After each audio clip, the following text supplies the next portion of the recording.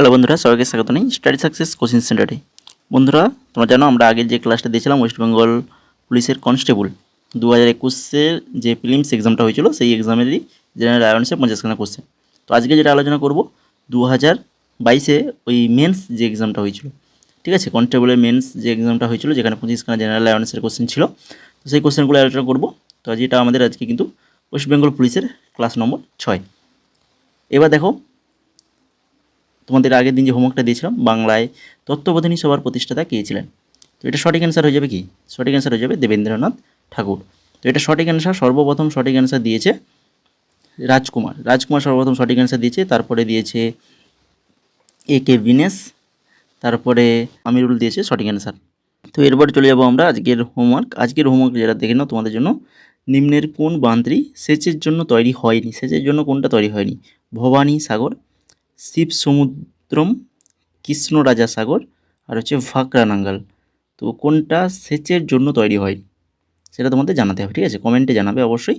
তো এবার দেখো আজকের ক্লাসের প্রথম কোশ্চেন, ইংরেজ সরকারের পেশ করা ইলবার্ট বিল কিসের সঙ্গে সম্পর্কিত ছিল? ইলবার্ট বিল কিসের সাথে সম্পর্কযুক্ত ছিল? তো এটা ছিল কিন্তু বিচার ব্যবস্থার সাথে সংযুক্ত ছিল। ইলবার্ট বিল যেটা হচ্ছে 1883 সালে ভাইসরয় রিপনের আমলে প্রবর্তিত একটি আইন, ঠিক আছে? এরপরে দেখো ফেব্রুয়ারি মার্চ 2022-এ নিম্নলিখিত কোন রাজ্যটি বিধানসভা নির্বাচন হয়েছে? ফেব্রুয়ারি মার্চে 2022-এর কোন রাজ্যে নির্বাচন হয়েছিল? তখন হচ্ছিল উত্তরপ্রদেশে নির্বাচন হয়েছিল। কোন রাজ্য দ্বিখণ্ডিত হয়ে ঝাড়খণ্ড রাজ্য গঠিত হয়েছে? ঝাড়খণ্ড রাজ্য কোন রাজ্য ভেঙে তৈরি হয়েছে? হচ্ছে বিহারকে দ্বিখণ্ডিত করে ঝাড়খণ্ড তৈরি করা হয়েছে। তারপরে কোশ্চেন, সানি ডেজ কোন বিখ্যাত ক্রিকেটারের আত্মজীবনী? সানি ডেজ যেটা হচ্ছে সুনীল গাভাস্করের আত্মজীবনী। নিম্নোক্ত কোন রাজ্যটিতে বিধান পরিষদ নেই কোন রাজ্যে? এটা হচ্ছে রাজস্থানে কিন্তু কোনো বিধান পরিষদ নেই। দ্বিকক্ষ বিশিষ্ট আইনসভার রাজ্যগুলির মধ্যে রয়েছে দ্বিকক্ষ বিশিষ্ট আইনসভা কোন কোন রাজ্যে রয়েছে দেখে নাও রাজ্যগুলোর নাম। অন্ধ্রপ্রদেশ, বিহার, কর্ণাটক, মহারাষ্ট্র, তেলেঙ্গানা, উত্তরপ্রদেশ। এই সব রাজ্যগুলোতে কিন্তু দ্বিকক্ষ বিশিষ্ট আইনসভা রয়েছে, অর্থাৎ যেখানে আইন পরিষদ এবং বিধান পরিষদ উভয়ই রয়েছে। এরপরে 6 নম্বর, অমরকণ্টক থেকে নিম্নের কোন নদীটি উৎপত্তি? অমরকণ্টক থেকে নর্মদা নদী উৎপত্তি হয়েছে, যেটা কিন্তু একটা পশ্চিম বাহিনী নদী, ভালো করে মনে রাখবে। কুইনাইন নামক উপক্ষার কোন উদ্ভিদ থেকে পাওয়া যায়? কুইনাইন নামক উপক্ষার কোন উদ্ভিদ থেকে পাওয়া যায় বলো? সিংকোনা, তাই তো, ছোটোবেলা থেকে পড়েই আসো, সিংকোনা থেকে পাওয়া যায়। নিম্নলিখিত কোন রাজ্যে সহ্যাদ্রি পর্বতমালা অবস্থিত? সহ্যাদ্রি পর্বতমালা যেটা রয়েছে মহারাষ্ট্রে রয়েছে সহ্যাদ্রি পর্বতমালা। নাইট্রিক অ্যাসিডের রাসায়নিক সংকেত কী? নাইট্রিক অ্যাসিড যার সংকেত হচ্ছে HNO3 নাইট্রিক অ্যাসিড। তো এরপরে চলে যাও 10 নম্বরে কী রয়েছে? নিম্নলিখিত কোন রাজ্যটি আয়তনের নিরিখে ভারতবর্ষে বৃহত্তম? আয়তনের দিক থেকে ভারতবর্ষের বৃহত্তম রাজ্য রাজস্থান সব থেকে বৃহত্তম রাজ্য। বুল অ্যান্ড বিয়ার এই শব্দটি নিম্নলিখিত কিসের সঙ্গে সম্পর্কিত? এই যে শব্দ বুল অ্যান্ড বিয়ার, এটা রয়েছে হচ্ছে অর্থনীতির সাথে যুক্ত শব্দ। আইরিস মানব শরীরের কোন অংশে অবস্থিত? আইরিস রয়েছে কোথায়? মানে শব্দের মধ্যেই লুকিয়ে আছে, তো চোখ হচ্ছে সঠিক অ্যান্সার, অপশন নাম্বার বি। 1853 সালে প্রথম রেলপথ নিম্নোক্ত কোন রাজ্যে স্থাপিত হয়? প্রথম রেলপথ কবে হয়েছিল সালটা মনে রাখো, কারণ অনেক সময় সালটাও দিয়ে থাকে। 1853 সালে প্রথম রেলপথ তৈরি হয়েছিল। তো কোন রাজ্যে হয়েছিল? মহারাষ্ট্রে হয়েছিল 1853 সালে 16 এপ্রিল প্রথম যাত্রীবাহী ট্রেনটি 14টি কোচ এবং 400 জন যাত্রী নিয়ে 34 কিলোমিটার দূরত্বের বীরবন্দর এবং থানের মধ্য দিয়ে যাত্রা শুরু করে। তো আবার অনেক সময় কোশ্চেন আসে যে এই যে 1853 সালে রেলের যাত্রা করেছিল কোথা থেকে কোথায়?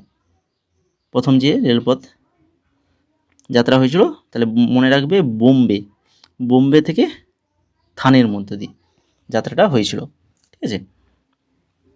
14 নম্বর দেখো, মহাত্মা গান্ধী চম্পারণ নামক যে স্থান থেকে আইন অমান্য আন্দোলন শুরু করেন, তো সেটি নিম্নলিখিত কোন রাজ্যটিতে অবস্থিত ছিল? মহাত্মা গান্ধী চম্পারণ নামক যে স্থান থেকে আইন অমান্য আন্দোলন শুরু করে, এই চম্পারণ, তো এটা কোথায় রয়েছে? তো এটা রয়েছে হচ্ছে বিহারে রয়েছে। 15 নম্বর, শিশু নিম্নলিখিত কোন ধরনের উদ্ভিদের উদাহরণ? শিশু গাছ শুনেছ? তো এটা হচ্ছে কিন্তু একটা ক্রান্তীয় পর্ণমোচী অরণ্য। থর মরুভূমি ভারতবর্ষের নিম্নলিখিত কোন রাজ্যে অবস্থিত? থর রাজস্থানের থর মরুভূমি শুনেছ? রাজস্থানে রয়েছে। মেঘনাদ বধ কাব্য কে রচনা করেন? খুবই সহজ কোশ্চেন, এটা রয়েছে মাইকেল মধুসূদন দত্ত। তো মেন্সের এক্সামে দেখেছো কোশ্চেনগুলো কিন্তু খুবই সহজ দিয়েছে। তারপর দেখো, লিওনেল মেসি বর্তমানে কোন ক্লাবটির ফুটবল খেলেন? কোন ক্লাবের ফুটবল খেলেন? না হচ্ছে প্যারিস সেন্ট জন। অমর্ত্য সেন নিম্নলিখিত কোন বিষয়ে তার অবদানের জন্য নোবেল পুরস্কার লাভ করেন? অমর্ত্য সেন অর্থনীতি, তাই তো, ইনি একজন অর্থনীতিবিদ, তো অর্থনীতির জন্য নোবেল পুরস্কার পেয়েছিলেন। একদম সহজ কোশ্চেন রয়েছে। 20 নম্বর দেখো, ইউরো শব্দটি নিম্নলিখিত কিসের সাথে সম্পর্কিত? ইউরো, এটাও কিন্তু অর্থনীতির সাথে যুক্ত কিন্তু ইউরো শব্দটি। এরপরে 21 নম্বর, মুঘল আমলে প্রচলিত মনসবদারি ব্যবস্থা কিসের সঙ্গে সম্পর্কিত? মনসবদারি ব্যবস্থা, যেটা হচ্ছে সৈন্যবাহিনীর সাথে সম্পর্কিত। নিচের কোন রাজ্যটির মধ্যপ্রদেশের সঙ্গে কোনো সীমানা নেই? মধ্যপ্রদেশের সঙ্গে কোন রাজ্যের সীমানা নেই? এটা হচ্ছে বিহারের সঙ্গে মধ্যপ্রদেশের কোনো সীমানা নেই। কাদের সঙ্গে রয়েছে? দেখো, মধ্যপ্রদেশের উত্তর পূর্বে রয়েছে হচ্ছে উত্তরপ্রদেশ, ঠিক আছে। দক্ষিণ পূর্বে রয়েছে ছত্তিশগড়, দক্ষিণে আছে মহারাষ্ট্র, পশ্চিমে গুজরাট, উত্তর পশ্চিমে আছে রাজস্থান। তো এই রাজ্যগুলোই কিন্তু সীমানা ভাগ করেছে, উত্তরপ্রদেশ, ছত্তিশগড়, মহারাষ্ট্র, গুজরাট, রাজস্থান। ঠিক আছে। এরপর দেখো 23 নম্বরে, কোন শহর ভারতের ম্যানচেস্টার নামে পরিচিত? ভারতের ম্যানচেস্টার বলতেই পারবে সবাই, আহমেদাবাদ, তাই তো। বাংলার আকবর কাকে বলা হয়? বাংলার আকবর বলা হয় হুসেন শাহকে বলা হয় বাংলার আকবর। আর শেষ কোশ্চেন, 25 নম্বর কোশ্চেন, অষ্টাঙ্গিক মার্গ কোন ধর্মের সঙ্গে সম্পর্কিত? তো অষ্টাঙ্গিক মার্গ এটা হচ্ছে বৌদ্ধ ধর্মের সাথে সম্পর্কিত। তো এই ছিল খুবই ইম্পর্টেন্ট 50খানা কোশ্চেনগুলো কিন্তু ইম্পর্টেন্ট রয়েছে পরীক্ষায়, কিন্তু এই ধরনের কোশ্চেনই কিন্তু তোমরা পাবে তোমাদের কনস্টেবল বা এসআই যে প্রিলিমস এক্সাম হোক আর কনস্টেবল, এই ধরনের কোশ্চেন কিন্তু পরীক্ষায় থাকবে। তো এইভাবে আমরা রেগুলার তোমাদের জন্য প্রিভিয়াসের আলোচনা করব। তো আশা করি তোমার সবার ক্লাসটা ভালো লেগেছে। তো যদি ভালো লেগে থাকে তো এখনও লাইক করছো না কেন ক্লাসটাকে? তো অবশ্যই ক্লাসটা লাইক করে দাও, বন্ধুদের মাঝে শেয়ার করে দাও, এবং চ্যানেল নতুন হয়ে থাকলে অবশ্যই চ্যানেলটিকে সাবস্ক্রাইব করে বেল আইকনে ক্লিক করে দাও এই ধরনের গুরুত্বপূর্ণ ক্লাস পাওয়ার জন্য। এবং সেই সঙ্গে আমাদের টেলিগ্রাম চ্যানেল যুক্ত হয়ে যাও, যেখানে তোমরা ফ্রি পিডিএফ পেয়ে যাবে। ইতিমধ্যে টেলিগ্রামে একটা পিডিএফ দিয়ে দিয়েছি 50খানা কোশ্চেনের, তো সেটা সংগ্রহ করো নি যারা এখনও, তো টেলিগ্রামে জয়েন করে সংগ্রহ করে নাও, ঠিক আছে।